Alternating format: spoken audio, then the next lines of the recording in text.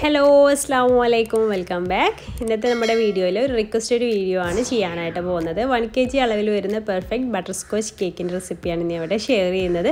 അപ്പോൾ കൂടുതൽ പറയുന്നില്ല, നമുക്ക് നേരെ വീഡിയോയിലേക്ക് കിടക്കാം. അപ്പോൾ അത് നമുക്ക് ഡ്രൈ ഇൻഗ്രീഡിയൻസ് ഒക്കെ അരിച്ചെടുക്കാം. അപ്പോൾ ഒരു കപ്പ് മൈദ ഞാൻ ഒരു അരിപ്പയിലൂടെ ഇട്ട് കൊടുത്തിട്ടുണ്ട്. അതിൽ നിന്ന് 2 ടേബിൾ സ്പൂൺ മൈദ നമുക്ക് മാറ്റി വെക്കാം. ആ മാറ്റി വെച്ച മൈദക്ക് പകരമായിട്ട് നമുക്കൊരു 3 ടേബിൾ സ്പൂൺ കോൺഫ്ലോർ ചേർത്ത് കൊടുക്കാം. കോൺഫ്ലോർ എന്തിനാണ് ചേർക്കുന്നതെന്നൊക്കെ നമ്മൾ മുന്നത്തെ വീഡിയോയിലൊക്കെ പറഞ്ഞിട്ടുണ്ടല്ലോ. എന്താണെന്ന് വെച്ചാൽ കുക്കിംഗ് ടൈം കുറക്കാനും നല്ല സോഫ്റ്റ്നെസ് കിട്ടാനും വേണ്ടിയിട്ടാണ്. പിന്നെ ഒരു നുള്ളു ഉപ്പും അതുപോലെ 1 ടീസ്പൂൺ ബേക്കിംഗ് പൗഡറും ചേർത്ത് കൊടുക്കാം. ബേക്കിംഗ് സോഡയുടെ ആവശ്യമില്ല കേട്ടോ ഈ ഒരു മെത്തേഡിലേക്ക്. എന്നിട്ട് നമുക്കൊരു വിസ്ക് ഉപയോഗിച്ചിട്ട് പോലെ മിക്സ് ചെയ്തിട്ടൊന്ന് അരിച്ചെടുക്കാം.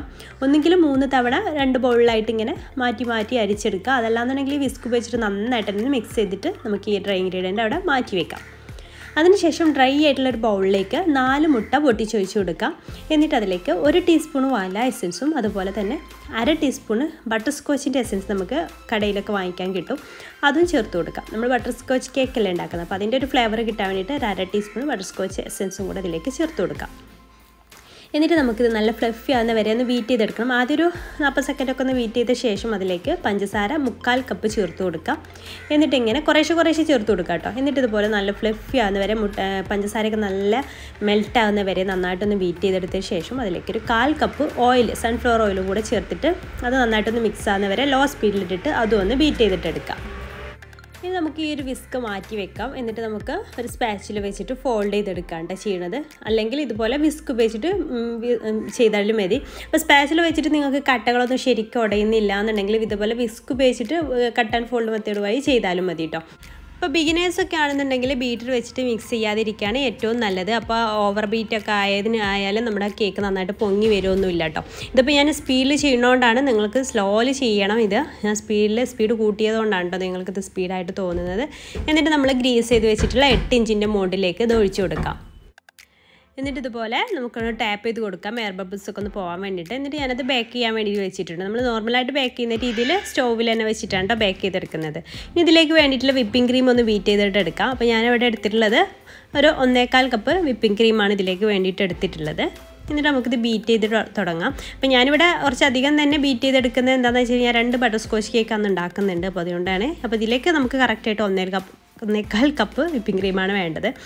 ആ ഒരു ക്രീമിലേക്ക് നമുക്കൊരു 2-3 ഡ്രോപ്പ് ബട്ടർസ്കോച്ച് എസൻസും പിന്നെ യെല്ലോ ഫുഡ് കളർ ഞാൻ ഒരു 2 ഡ്രോപ്പ് ചേർക്കുന്നുണ്ട്. അപ്പോൾ ഈ ഒരു യെല്ലോ കളർ ഉണ്ടാവുമല്ലോ നമ്മുടെ ബട്ടർസ്കോച്ച് കേക്കിൻ്റെ ആ ഒരു ക്രീമിൽ, അത് വേണമെന്നുണ്ടെങ്കിൽ ചേർത്താൽ മതി, നിർബന്ധമൊന്നുമില്ല കേട്ടോ. എന്നിട്ട് നമുക്ക് നല്ല ഫ്ലഫി ആകുന്ന വരെ ഒന്ന് ബീറ്റ് ചെയ്തിട്ട് എടുക്കാം. അപ്പോൾ ഞാനിവിടെ 1/2 കപ്പ് പഞ്ചസാരയാണ് ഇതിലേക്ക് എടുക്കുന്നത്. 1 കിലോ കേക്കിലേക്ക്. ഇവിടെ ഞാൻ 1 കപ്പാണ് എടുത്തിട്ടുള്ളത്. അത് നിങ്ങൾ ശ്രദ്ധിക്കേണ്ട, ഞാൻ ഡിസ്ക്രിപ്ഷൻ ബോക്സിൽ കറക്റ്റായിട്ട് കൊടുക്കാം കേട്ടോ എത്രയാണ് വേണ്ടതെന്നൊക്കെ. അപ്പോൾ 1/2 കപ്പ് പഞ്ചസാരയും അതുപോലെ തന്നെ ഇതിലേക്ക് നമുക്ക് ഈ പഞ്ചസാരയൊക്കെ ഒന്ന് മെൽട്ടായി ലോ ഫ്ലെയിമിലിട്ട് ചെയ്താൽ മതി കേട്ടോ. തീ കൂട്ടി വെച്ചാൽ പെട്ടെന്ന് തന്നെ അത് കരിഞ്ഞു പോകും. ആ ഒരു പ്രലൈനിൻ്റെ ടേസ്റ്റ് തന്നെ മാറിപ്പോൾ ഒരു കയ്പുരുചി വരും. അപ്പോൾ അത് ശ്രദ്ധിക്കുക, ലോ ഫ്ലെയിമിലിട്ടിട്ട് ഇങ്ങനെ ചെയ്ത് കൊടുത്താൽ മതി, സാവധാനം ചെയ്ത് കൊടുത്താൽ മതി. എന്നിട്ട് അത് അലിഞ്ഞ് വരുന്ന സമയത്ത് 2 ടേബിൾ സ്പൂൺ ബട്ടറും പിന്നെ 1/2 കപ്പ് നട്ട്സ്, നമുക്ക് ഇഷ്ടമുള്ള നട്ട്സൊക്കെ ചെയ്യാം. അവിടെ ബദാമും അണ്ടിപ്പരിപ്പുമാണ് ഇട്ടിട്ടുള്ളത്. അത് ചേർത്തിട്ടൊന്ന് മിക്സ് ചെയ്തിട്ട് എടുക്കുക. എന്നിട്ട് ഒരു അലുമിനിയം ഫോയിലിട്ടിട്ട് നമുക്ക് തണുക്കാനായിട്ട് വെക്കാം. എന്നിട്ട് നമുക്കൊന്ന് ക്രഷ് ചെയ്തെടുക്കാനുള്ളതാണ്. അപ്പോൾ അതവിടെ മാറ്റി വെക്കുക കേട്ടോ. പിന്നെ ബട്ടർ ഇല്ലയെന്ന് വിചാരിച്ചിട്ട് കുഴപ്പമൊന്നുമില്ല, അല്ലാന്നുണ്ടെങ്കിൽ നമുക്ക് പ്രാലൈന് റെഡിയാക്കി എടുക്കാം. പിന്നെ അത് സെയിം പാനിൽ തന്നെ ഞാനൊരു 1/2 കപ്പ് കൂടെ പഞ്ചസാര എടുത്തിട്ടുണ്ട്. അത് നമുക്ക് സോസ് ഉണ്ടാക്കാൻ വേണ്ടിയിട്ടാണ്. പിന്നെ അതിലേക്ക് ബട്ടർ നമുക്കൊരു 1/4 കപ്പ് ബട്ടറാണ് ഇതിലേക്ക് ആവശ്യമായിട്ട് വരുന്നത്. 1/4 കപ്പ് ബട്ടറും കൂടെ അതിലേക്ക് ചേർത്ത് കൊടുക്കാം. അതിനുശേഷം നമുക്കതിലേക്ക് 1/2 കപ്പ് വിപ്പിംഗ് ക്രീം ചേർത്ത് കൊടുക്കണം. അപ്പോൾ ഞാൻ ഇതെല്ലാം ഡബിളാണ്, അത് നിങ്ങൾ ശ്രദ്ധിക്കുകയേ വേണ്ട കേട്ടോ. അപ്പോൾ ഇതിലേക്ക് വേണ്ടത് പഞ്ചസാര 1/2 കപ്പ്, ബട്ടർ 1/4 കപ്പ്, വിപ്പിംഗ് ക്രീമോ അല്ലെങ്കിൽ ഫ്രഷ് ക്രീമോ അതൊരു 1/2 കപ്പ്, പിന്നെ ഒരു നുള്ളു ഉപ്പ് കൂടെ ചേർത്ത് കൊടുക്കട്ടോ. പിന്നെ സാൾട്ടഡ് ആയിട്ടുള്ള ബട്ടർ ആണെന്നുണ്ടെങ്കിൽ ഉപ്പിൻ്റെ ആവശ്യമില്ല. അൺസാൾട്ടഡ് ബട്ടർ ആണെങ്കിൽ ഒരു നുള്ളു ഉപ്പ് കൂടെ ചേർത്തിട്ട് നന്നായിട്ട് തന്നെ മിക്സ് ചെയ്തെടുക്കുക. നല്ല തിക്കായിട്ടായിരിക്കും നമ്മുടെ ഇത് കിട്ടട്ടോ. അപ്പോൾ അങ്ങനെയാണ് നമുക്ക് കിട്ടുക, നല്ല തിക്കായിട്ടുള്ള സോസായിട്ടാണ് കിട്ടുക. പിന്നെ ഇത് തണുക്കുമ്പോൾ ഒന്നുകൂടെ തിക്കായി കിട്ടും. അപ്പോൾ ഇപ്പോൾ ഈ രീതിയിലാണ് നമുക്ക് കിട്ടിയിട്ടുള്ളത്.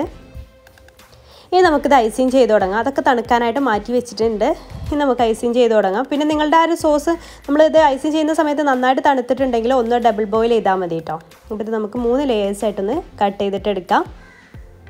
പിന്നെ നമുക്കിതിലേക്ക് വേണ്ടിയിട്ടുള്ള ഷുഗർ സിറപ്പ് റെഡിയാക്കുമ്പോൾ അതിലേക്ക് ആ ഒരു സോസ് ഒരു ടേബിൾ സ്പൂണൊക്കെ ചേർത്താൽ അപ്പോൾ ഒന്നുകൂടെ ടേസ്റ്റി ആവും.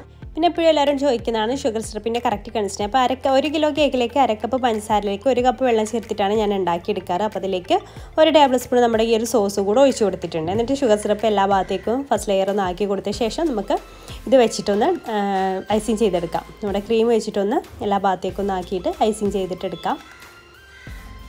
അതിനുശേഷം നമുക്കിതിൻ്റെ മുകളിലായിട്ട് നമ്മൾ ബട്ടർസ്കോച്ച് സോസ് ഉണ്ടല്ലോ, അത് കുറച്ചൊന്ന് ആഡ് ചെയ്ത് കൊടുക്കുക. കൂടുതലൊന്നും വേണ്ട. എന്താണെന്ന് വെച്ചാൽ ഇത് മൊത്തത്തിൽ മധുരമായി പോവും. ഈ സോസ് മധുരമാണ്, അതുപോലെ തന്നെ നമ്മളിനി പ്രാലൈന് ചേർക്കുന്നുണ്ട്, അത് മധുരമാണ്. പിന്നെ നമ്മൾ ഷുഗർ സിറപ്പ് എല്ലാം കൂടെ ചേർക്കുമ്പോൾ ഓവർ മധുരമായി പോവും. അപ്പോൾ അത് വളരെ കുറച്ച് മാത്രം ഒന്ന് ആഡ് ചെയ്ത് കൊടുത്താൽ മതി. അപ്പോൾ അതെല്ലാ ഭാഗത്തേക്കും എത്തുന്ന രീതിയിലൊന്ന് സ്പ്രെഡ് ചെയ്ത ശേഷം അതിൻ്റെ മുകളിലായിട്ട് നമുക്ക് പ്രാലൈന് പൊടിച്ച് ക്രഷ് ചെയ്തെടുത്തത് ഒന്ന് ചേർത്ത് കൊടുക്കാം. അപ്പോൾ അതുപോലെ ഇങ്ങനെ സ്പ്രെഡ് ചെയ്ത് കൊടുക്കാം. അതിനുശേഷം സെക്കൻഡ് ലെയർ വെച്ച് കൊടുക്കുക. സെയിം പ്രൊസീജിയർ തന്നെ ചെയ്ത് കൊടുക്കാം. അപ്പോൾ നമ്മൾ എപ്പോഴും ഇങ്ങനെ കാണിക്കുന്നതാണ്, ഓരോ ലെയർ ചെയ്യുമ്പോഴും സൈഡ് വെക്കുന്ന സമയത്ത് സൈഡൊക്കെ ഒന്ന് ക്ലീനാക്കി ലെവലാക്കി കൊടുക്കുക, കറക്റ്റായിട്ട് ലെവലാക്കി കിട്ടാൻ വേണ്ടിയിട്ട്. അങ്ങനെ 3ാമത്തെ ലെയർ വെച്ച് കൊടുത്തിട്ടുണ്ട്. അപ്പോഴും ഇതേ പ്രൊസീജിയർ തന്നെ ചെയ്ത് കൊടുക്കുക. എന്നിട്ട് നമുക്ക് ഷുഗർ സിറപ്പ് വെച്ചിട്ട് വെറ്റ് ചെയ്യാം. എന്നിട്ട് ക്രീം വെച്ചിട്ട് നമുക്ക് ക്രം കോട്ടിങ് ചെയ്തിട്ടെടുക്കാം. ക്രം കോട്ടിങ് ചെയ്തിട്ട് 1/2 മണിക്കൂറൊക്കെ ഫ്രിഡ്ജിൽ വെച്ചതിന് ശേഷം നമുക്ക് ഫൈനൽ ഫ്രോസ്റ്റിങ് ചെയ്യാം കേട്ടോ. ഇതിൽ ഞാൻ നോർമലായിട്ടുള്ള നമ്മുടെ ബട്ടർസ്കോച്ചിൻ്റെ ഡെക്കറേഷനാണ് ചെയ്യുന്നത്. മുന്നേ ഒരു ബട്ടർസ്കോച്ചിൻ്റെ കേക്ക് ഇട്ടിട്ടുണ്ടായിരുന്നു. അപ്പോൾ അത് നമ്മുടെ യൂണിക്കോൺ തീമിലാണ്. അപ്പോൾ അത് മുഴുവനായിട്ടൊന്നും കാണിച്ചിട്ടില്ല. ഇതിലെന്തായാലും മുഴുവനായിട്ട് കാണിക്കുമല്ലോ റെസിപ്പി എന്ന് വിചാരിച്ചിട്ട് അതിൽ മുഴുവൻ കാണിച്ചിട്ടില്ല. അതിൽ യൂണിക്കോണിൻ്റെ തീം മാത്രം ചെയ്തിട്ടുള്ളൂ. അപ്പോൾ ഇതുപോലെ സൈഡൊക്കെ ഒന്ന് നന്നായിട്ടൊന്ന് ക്ലീൻ ചെയ്തിട്ട് നമുക്ക് ഫ്രിഡ്ജിൽ സെറ്റ് ചെയ്യാൻ വേണ്ടിയിട്ട് വെക്കാം. അങ്ങനെ നമ്മുടെ വീഡിയോസൊക്കെ ആദ്യമായിട്ട് കാണുന്നവരൊക്കെ ഉണ്ടെങ്കിൽ പ്ലീസ് ഒന്ന് സബ്സ്ക്രൈബ് ചെയ്തിട്ട് നമ്മൾ സപ്പോർട്ട് ചെയ്യണേ. അപ്പോൾ അതാ ഞാൻ ഫൈനൽ ഫ്രോസ്റ്റിംഗ് ചെയ്യാൻ വേണ്ടിയിട്ട് പുറത്തേക്ക് എടുത്തിട്ടുണ്ട്. അത് കഴിഞ്ഞു, ഫിനിഷിങ്ങൊക്കെ കഴിഞ്ഞിട്ടുണ്ട്. ഇനി നമുക്ക് ബട്ടർസ്കോച്ച് സോസ് അപ്പോഴേക്കും എൻ്റെ കുറച്ചൊന്ന് ടൈറ്റായിട്ട് വന്നിട്ടുണ്ടായിരുന്നു. അപ്പോൾ ഞാൻ ഡബിൾ ബോയിൽ ചെയ്തിട്ട് ഒന്ന് ലൂസാക്കി എടുത്തിട്ടുണ്ട്. എന്നിട്ട് നന്നായിട്ട് തണുത്ത കേക്കിൻ്റെ മുകളിലൂടെ ഇങ്ങനെ ഒഴിച്ചു കൊടുക്കാം. അപ്പോൾ നന്നായിട്ട് തണുത്ത കേക്ക് ആകുമ്പോൾ തന്നെ അതവിടെ സെറ്റായി കിട്ടിക്കോളും. അപ്പോൾ കേക്ക് ഈ ഒരു സോസ് ഇതുപോലെ ഡ്രിപ്പിംഗ് എഫക്റ്റ് കൊടുക്കുകയെന്നുണ്ടെങ്കിൽ കേക്ക് നന്നായിട്ട് തന്നെ തണുപ്പിച്ചെടുക്കണം കേട്ടോ. അപ്പോൾ ഇതുപോലെ ചുറ്റൊന്ന് ഡ്രിപ്പിംഗ് എഫക്റ്റ് കൊടുക്കുകയാണ് ഇത് വെച്ചിട്ട്. കേക്ക് തണുത്തിട്ടില്ല എന്നുണ്ടെങ്കിൽ ഇങ്ങനെ ഡ്രിപ്പ് ചെയ്യുന്ന സമയത്ത് ഇത് ഒലിച്ചിട്ട് താഴേക്ക് ഇറങ്ങി പോകും. നമ്മൾ ചോക്ലേറ്റ് ഗനാഷ് ഒഴിച്ചെടുക്കുന്ന സമയത്തും അങ്ങനെ തന്നെയാണല്ലോ, അത് ആ രീതി തന്നെയാണ് ഇതിനും. നമ്മൾ ബട്ടറൊക്കെ ചേർത്തുകൊണ്ട് തന്നെ കേക്ക് തണുക്കുമ്പോൾ ഇങ്ങനെ ഡ്രിപ്പ് ചെയ്യുമ്പോൾ അതവിടെ സെറ്റായിട്ട് അവിടെ ഇങ്ങനെ നിന്നോളും. ഡ്രിപ്പ് ചെയ്യുന്ന രീതിയിൽ അവിടെ നിന്നോളും. മുകൾ ഭാഗത്തൊക്കെ ഇതുപോലെ ഒന്ന് സ്പ്രെഡ് ചെയ്ത് കൊടുക്കുന്നുണ്ട് കേട്ടോ. സ്പാച്ചിൽ വെച്ചിട്ടാണ് ചെയ്യുന്നത്. ഓവറായിട്ട് സോസ് ഞാൻ കൂടുതലായിട്ടൊന്നും ഇതിൻ്റെ മുകളിലായിട്ട് ഇങ്ങനെ ഒഴിക്കുന്നില്ല. എന്താണെന്ന് വെച്ചാൽ ഓവർ മധുരമാകുമ്പം ഒരു കഴിക്കാനൊരു ടേസ്റ്റ് ഉണ്ടാവില്ല, അത് വെച്ചിട്ടാണ്. അപ്പോൾ അതുപോലെ ഒന്ന് എല്ലാ ഭാഗത്തേക്കും ഇങ്ങനെ ഒന്ന് സ്പ്രെഡ് ചെയ്ത് കൊടുക്കുന്നുണ്ട്. പിന്നെ മുകൾ ഭാഗത്ത് കുറച്ച് വൈറ്റ് ക്രീം ഇങ്ങനെ ചുമ്മാ ഒരു മാർബിൾ എഫക്റ്റ് കിട്ടാൻ വേണ്ടിയിട്ട് ചുമ്മാ ഒന്നിങ്ങനെ ഒരു സ്പാച്ചിൽ വെച്ചിട്ട് തന്നെ ജസ്റ്റ് ഒന്നിങ്ങനെ സ്പ്രെഡ് ചെയ്ത് കൊടുക്കുന്നുണ്ട് കേട്ടോ. ഇനി ഞാനിവിടെ N1 നോസിലുണ്ടല്ലോ, അത് വെച്ചിട്ട് ക്രീം ഇങ്ങനെ വെച്ച് ഡിസൈൻ ചെയ്ത് കൊടുക്കുന്നുണ്ട്. പിന്നെ നമ്മുടെ പ്രാലൈൻ ഡിസൈനും അതൊക്കെ നിങ്ങളുടെ ഇഷ്ടം പോലെയാണ്.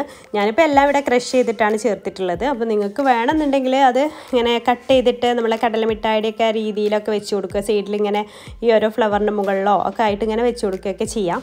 നിങ്ങളുടെ ഇഷ്ടത്തിനനുസരിച്ച് ഡെക്കറേറ്റ് ചെയ്യാം.